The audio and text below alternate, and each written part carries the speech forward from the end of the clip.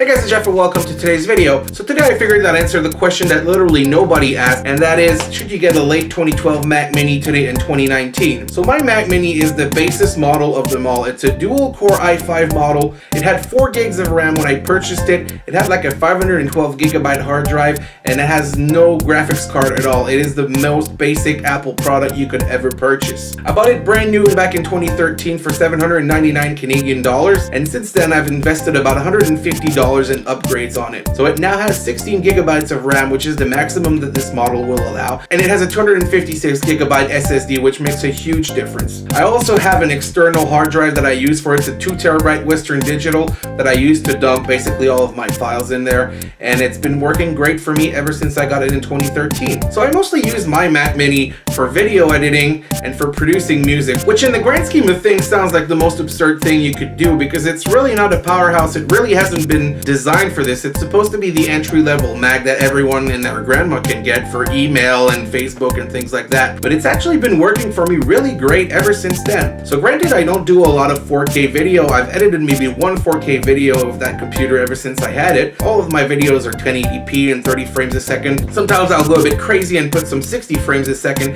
and my videos aren't very complex. They're not very long, and they don't have a lot of overlapping, a lot of frame. I don't do color grading because I don't think the machine can handle it, and I'm not that good with video editing yet, so I don't do much of that stuff. But still, for the kind of videos that I do for like 3, 4, 5 minutes with a couple shots and some overlapping stuff, it's been working really great. So I have to say, I am very amazed at how well this machine performs for video editing. Now, as far as music goes, that is even more amazing. Right now, this computer has been running my Focusrite interface for like 5 or 6 years. Before that, I had a Behringer interface, and I've recorded basically all of my music on that computer ever since I got it. In fact, my EP that I have online right now has been entirely recorded, edited, mixed, mastered on that computer, and it's really given me no issues at all. It's never been broken.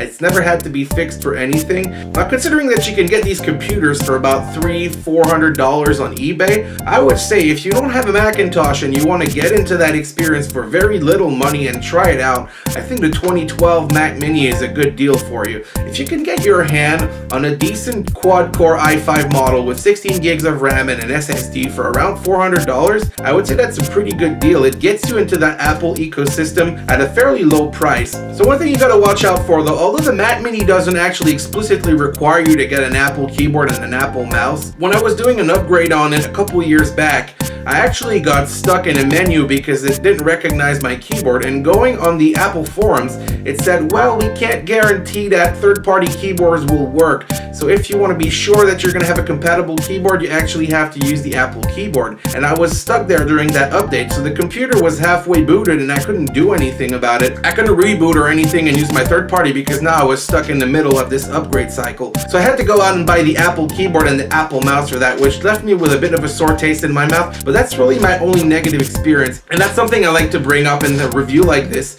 is that if you don't have the Apple keyboard and the Apple mouse, although you don't necessarily need to get them, you have to sort of expect that at some point you might be forced to get them for whatever stupid reason that Apple pulls on you. And that's really the biggest downside I can think of to getting a machine like this, because this is not an expensive computer. As I said, you can get this for fairly cheap. And the reason why you would get this for fairly cheap is because you want to get into the Apple ecosystem at a low entry point. But if you fall in a situation like I fell in, where you have to purchase the keyboard and the mouse, they're essentially $150 to $200. Maybe you can get them used for about $100, but they're fairly expensive accessories. And when the computer only costs you $300-400 and you get this keyboard and mouse for another $100, it's like the quarter of the price of the computer, and it's really not that much worth it anymore. So in conclusion, if you're looking for like the really cheap entry point of the Apple Mac ecosystem, I would definitely recommend picking up a Mac Mini from a late 2012 model.